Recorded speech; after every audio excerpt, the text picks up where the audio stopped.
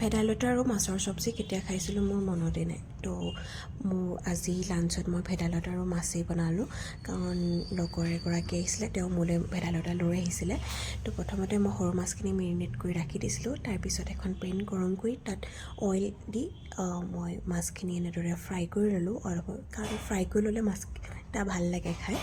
তাৰপিছত মই একেখন পেনকে ইউজ কৰিলোঁ কাৰণ অইল আছিলে তাত দিছোঁ জিৰা আৰু শুকান জলকীয়া 3টা তাৰপিছত দিছোঁ অনিয়ন পেষ্ট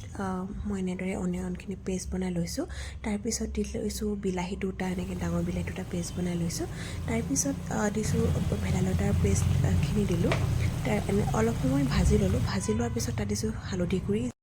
জলকীয়া গুড়ি আৰু নিমখ নিজৰ সোৱাদৰ মতে দিলোঁ অলপ সময়ৰ কাৰণে মছলাখিনি মই ভাজি ল'লোঁ তাৰপিছত দিছোঁ মাছখিনি এনেদৰে দি দিলোঁ মাছখিনি অলপ সময়ৰ কাৰণে সিজাই ল'লোঁ সিজাই লোৱাৰ পিছত অলপ পানী দি আৰু অকণমান সিজাই ল'লোঁ খাবলৈ বহুতেই সোৱাদ হৈছিলে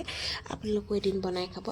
ভেদাইলতা বহুতেই উপকাৰিতা হয় পেটৰ বাবে পেটৰ বেমাৰৰ বাবে